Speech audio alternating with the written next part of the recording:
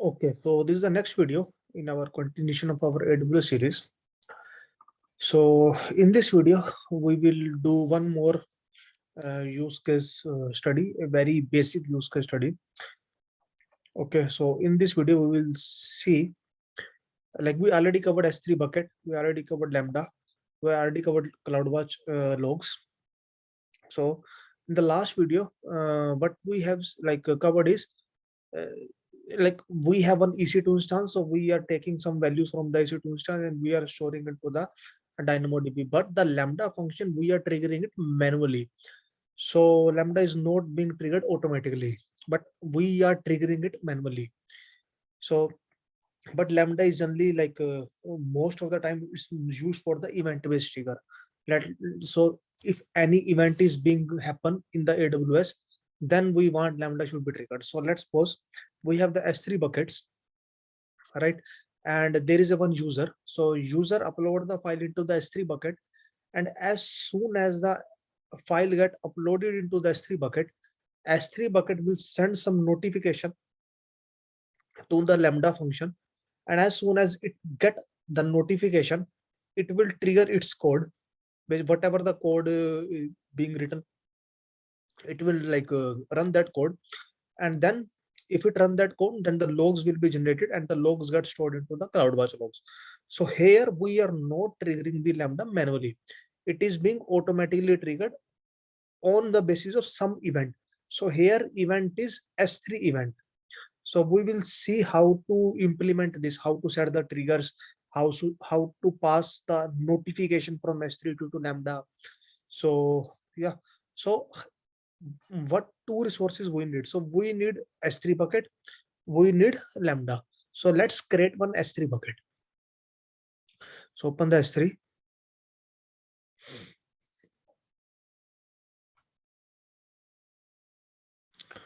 Create a bucket. Bucket name should be unique and it should not contain underscore. So I'm going to create the bucket with this name into region London US2 and leave everything as is. Just I want to add the tag. I don't want to give the public permission. Okay, so bucket, let's create a bucket. So bucket has been created. All right. So if you open the bucket and if you go to the property section and if you scroll down, like we could see a lot of options like bucket versioning, tags, and default encryption, intelligent tiering, archive configuration, server access logging, cloud trail data events. And after that, you could see one section event notification. So this is the event notification. So we want to create this event notification so that anything will be happen in not anything, whatever the event we want, like maybe we want the create event. So if anything created into the S3 bucket, that particular event get triggered. Maybe we want delete event. So if anything get deleted from the S3 bucket, then particular event will be triggered. So send a notification when specific event occur in your bucket. So we have to create some event notification. In the event notification, we have to give some name, event type, whether it is a like create, put, delete, filter. Is there any filter like maybe specific to .jpeg file, mp3 file, .pdf file, .csv file? What could be the destination? A destination, whether it is a Lambda function. So destination here is the Lambda function, right? So we have created the S3 bucket. So just as of now, ignore this section. We are not going to create the event notification for the time being. Let's first create the Lambda function.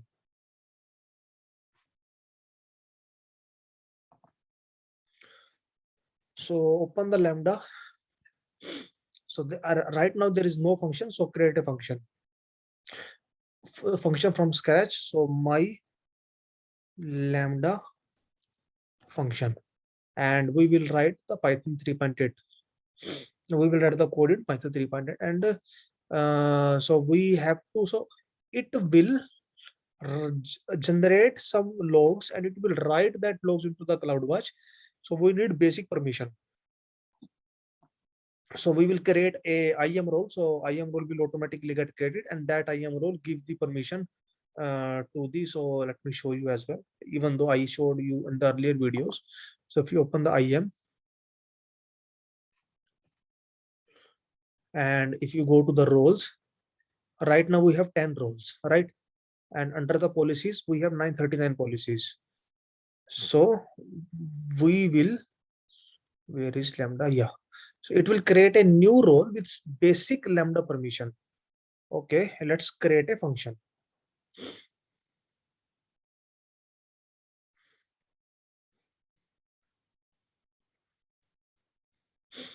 It is taking time because at the backend it's create the policy and then create the role, then it attach the policy with the role.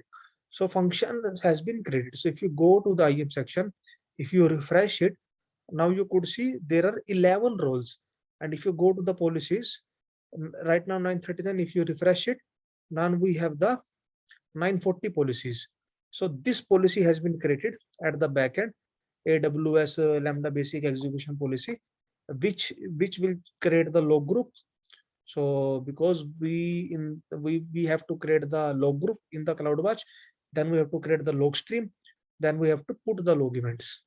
So this policy has been created, and this policy has been attached with our role. So with the role, this policy has been attached. You could see this policy has been attached. All right. So that is done. Let's close this tab. Okay. So scroll down. We have to write some code here. Okay. So here we have to write some code here. So let's delete everything. Here we have to even let's delete the first two line as well. Okay. So what we are like saying is, if any event is being triggered, this function, like if any event is being triggered, the event will come here and then this function will be triggered. So we want first print that event, like what event will arrive and how it looks like. So it looks like a Python dictionary only. So it will come in the form of Python dictionary. So let's deploy it. Very basic, right? But now there is no relation. We created like we have created the Lambda, we have created the S3 bucket, but there is no relation. Even if I uploaded anything into the S3 bucket, Lambda will not trigger because there is no relation, right? So if you see here, there is no event notification. And one second. So if you go to the functions, my Lambda function overview. So here there are no triggers, right? So to like set some notification or like some linking, there are two ways. One way is under the event notification, just create the event notification, click on the create event notification and like create the event notification, like what events you want to do, or like what things you want to do, right? You want to create the Lambda function, SQSQ, like whatever you want. So like, so there is a one way. Let's cancel this. We don't want to like go with this way. So right now we don't have any event notification here. And the other way is on the Lambda function, let's add the trigger. So you could see one button here. So click on the add trigger, and trigger notification is S3, and select the bucket is my bucket. What type, like when it will like trigger.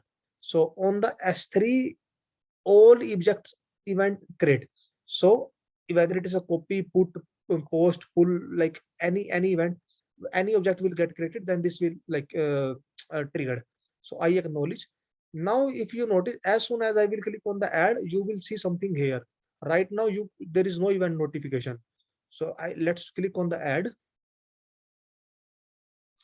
So now you could see one trigger here, but if you refresh the page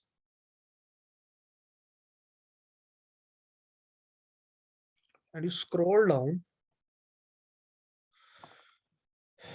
So you could see now we have the one event notification, and the event notification, there is some like unique name. Event type is all objects event created. There are no filter. Destination type is Lambda function, and destination is my Lambda function. So there are two ways. Either you can create from, if you create from here, then automatically the trigger will be added here, right? Even if you add the trigger here, then automatically event notification will be added here. So using the command line, we only use this method. Like there are two ways. Now one is the console. Right now, whatever we are learning only via the console only. We have even not touched the command line. In the coming videos, we will touch the command line as well. But right now we are touching the console, because command lines only will be useful if we know the console, like what option we have to pass. The same option we have to pass into the command lines. So like we are like adding the trigger here, but from the command line, if we have to like set the trigger from the command line, there is a like event notification option. So we have to create the notification. Okay. So if you scroll down, you can see trigger has been added here. You see one trigger in the under the configuration section. This trigger S3 Smanchu S3 bucket event type object event notification this, and this same event notification 9A41. So 9A41. All right. Now let's see whether my function will be triggered or not. Let me try to upload something. So I have tell if I upload anything, then my Lambda should be triggered. So we will see. I have uploaded. So upload has been successful. Now we will see. So now I am expecting Lambda is automatically triggered. So if the Lambda is triggered, it should create the CloudWatch log. So we will see the CloudWatch. So there are two ways to go to check the CloudWatch logs. One is using the console, or other ways go to the monitor. Then under the logs, we could see the CloudWatch logs here as well. So here it is getting refreshed. We could see the CloudWatch logs here. So if you go to the log groups, so log group has been created, AWS Lambda, right? And stream has been generated, event has been there. So I could see my print statement. So this print statement has been came here because in my code, I am just printing the event. So this event, the whole event came here, right? So it is a form of a dictionary, right? Now what I want is, so I don't want print this whole event. What I want to print I just want to, like in the logs, I want to print the file name has been uploaded. So what I want, so if you go to the code, I don't want to print the event. What I want is like some file name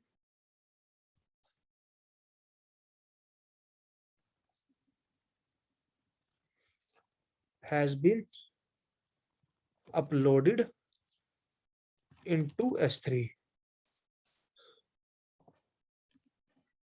right? But what is file name? So we have to get the file name.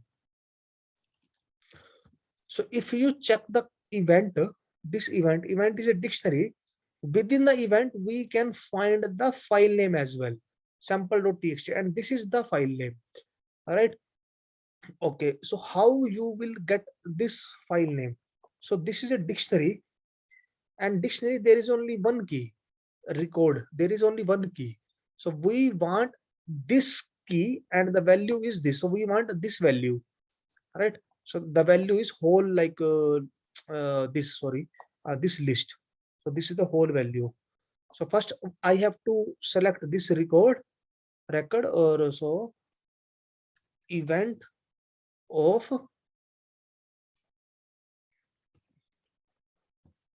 records.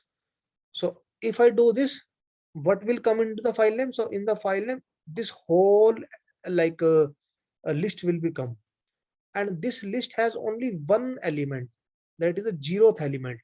So I want my 0th element. Okay. Now, sorry, 1 minute. Now where it is? So sample.txt is the key, and before that I have to like get the object and then key. So I have to get the object After the object, I have to get the key. So I have to get the object, I have to get the key. And how I will get this object? So let's do in reverse way. If I have to get the sample.txt, I need this key, right? So I put key. And if I want this key, I have to get this object. All right. So I have to get this object. So object, okay. And if I have to get this object, what should I want? So I want, so this object key is for this S3. So I want this S3. So 0. I think it should work. Let's redeploy. If there is any error, it will tell us. So let's re-upload the file.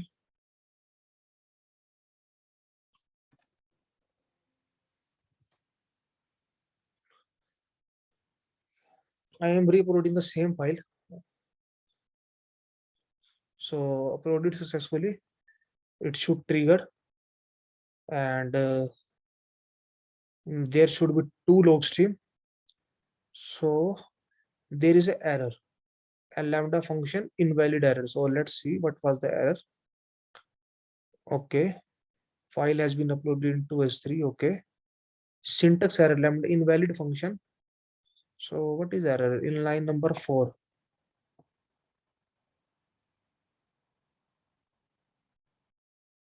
In line number 4. Okay, I forgot to put this bracket. Let's redeploy it, and let's re-upload the file.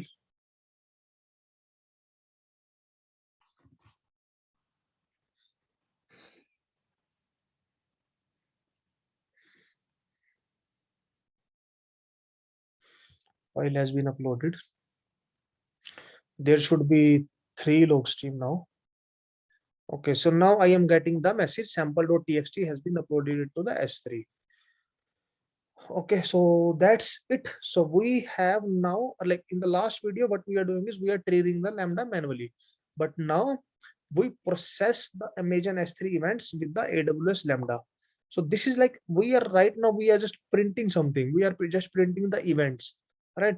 But in actual project, you can do a lot of things. So maybe let's suppose you have created one bucket, and you want to ensure within this bucket, every user only and only should upload .csv file. So you can create an event and you can write some lambda function. If any user upload any file, this lambda function will trigger, and this lambda function will check the uploaded file. If the file is CSV, it will not do anything. If the file is like .txt, .jpg, .png, then it will delete that file from the S3 bucket. So a number of use cases, like it depends whatever the code we are writing, but we have to know how we can set the trigger, how we can set the event notification. So this so under the properties, this event notification which we have set here. So you can set the event notification from here as well. So create notification, you have to give the on what events, like all objects, object removal. So on what event you want to do something, right? What function you want to what uh, what you want to do on the action of particular event. I want to trigger the lambda function. Which lambda function I want to trigger this lambda function. If I save the changes, it will automatically add the trigger here, right here, this trigger. So there are 2 ways. Either you can add from the lambda console, or either you can add the trigger, or you set the event notification automatically at the back end. It will set the trigger. So that's it. That's the end of the video. So let's we have done with our hands-on, and this is you don't need to worry about the charges, because S3 is free, not free, but a particular set of uh, you can say GB is free, but we are uploading only even KB file, right? 23 bytes. right? So you don't need to worry about the charges, right? But make sure you have deleted everything. And also for the Lambda function, there are 1 million requests are free every month, so don't need to worry for the charge as well. And we have deleted the file. Let's delete the bucket.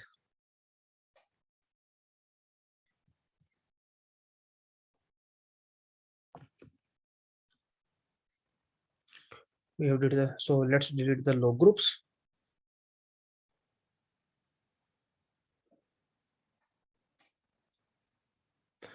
Let's delete the IAM as well, the role and the policy.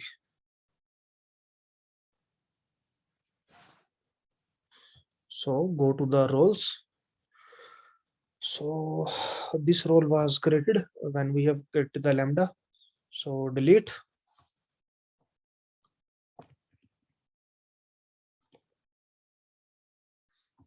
So yeah, now we have 10 rows back. So we have to delete the policy. This is customer manage, which we have created. Rest of the AWS manage. So we don't want this. So let's delete it.